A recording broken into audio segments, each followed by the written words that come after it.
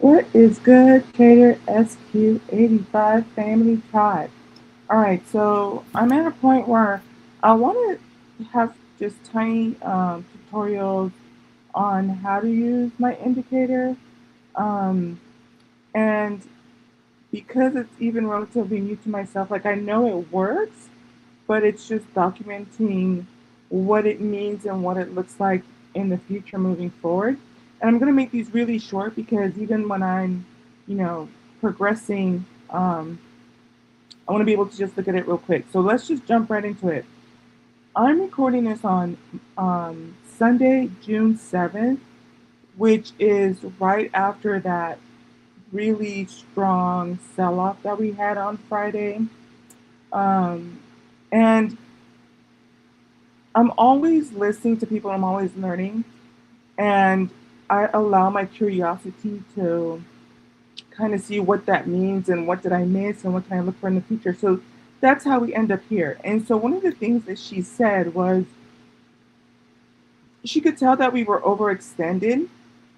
And so I'm going to tell you this. I looked at all the different time frames using my indicator, and I was looking for the clues, right? Success always leaves clues.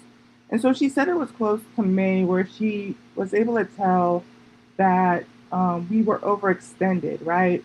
And so I looked at all my different time frames going from 3 months, the monthly, the weekly, and on the daily is where I see where we can use this in the future. And the two in particular are IWM and QQQ. So let's just jump into it really quickly. Um, Here, this alert would have gone off on May 12th, right? It would have gone on off on May 12th.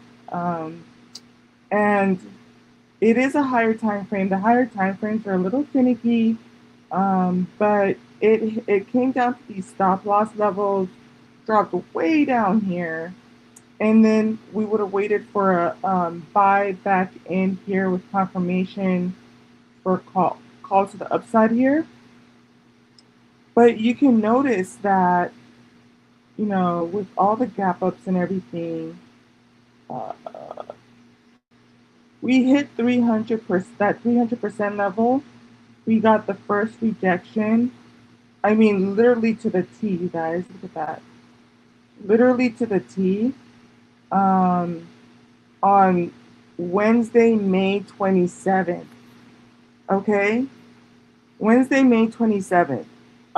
We tried to recover, and then we had some more sell off, and then we tried to recover again, and same thing, try to break above that 300 level.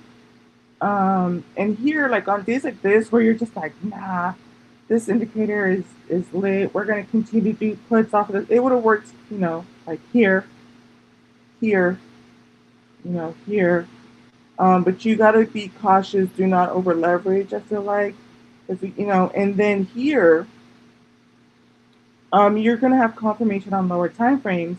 But here's where you see that really strong sell off. So I was like, okay, we can look for this in the future when you're doing your pre-market level analysis. Like Sundays are good, or pre-market. I like to do those pre-market. I usually like to do 4 hour, right? But if we see that this triggers, we're just going to keep a closer eye on it. It happens far and few between.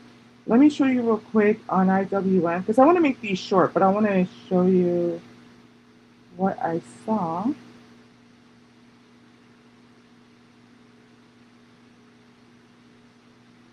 And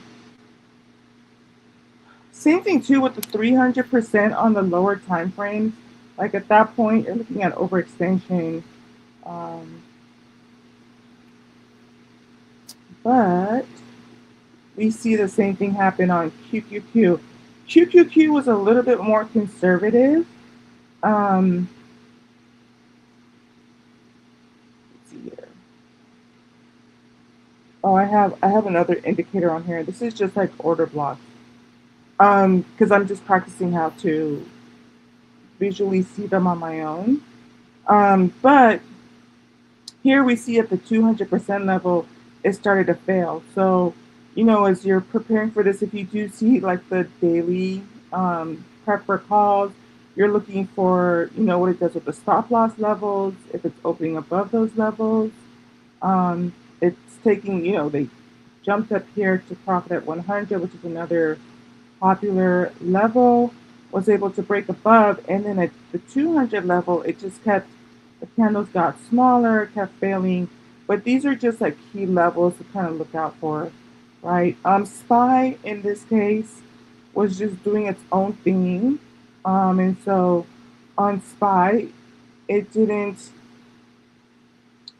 it didn't have, in terms of this indicator, anything that would kind of let you know what to expect in terms of the 300% level. Um, yeah, it just didn't, right? And that's okay. If it's not there, then it's just not there.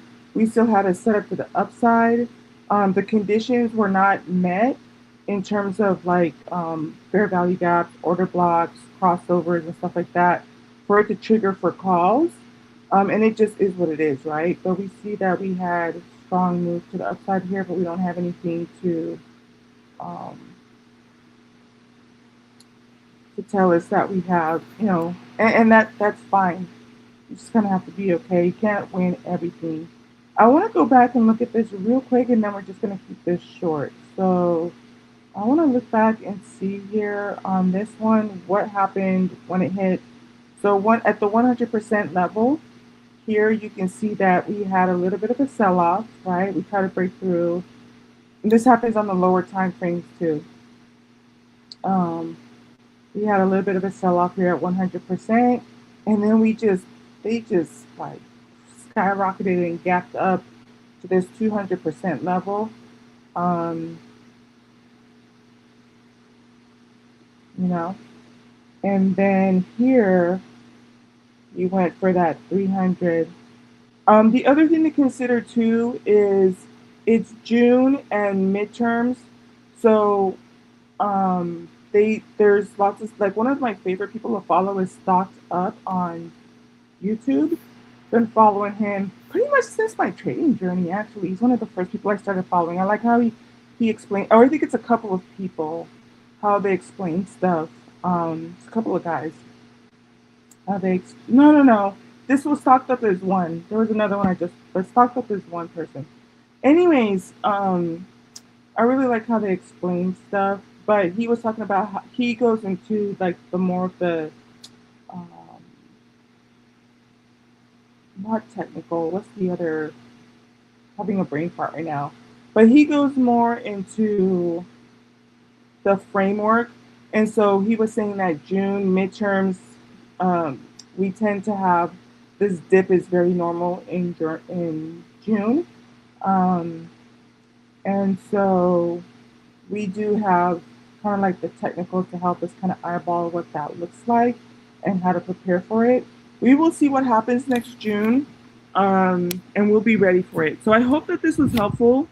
I'll continue to do more mini tutorials on what I see, so that you guys can have a better understanding of how to use the indicator. All right, I hope this was helpful. I'll catch you guys on the flip side. Bye.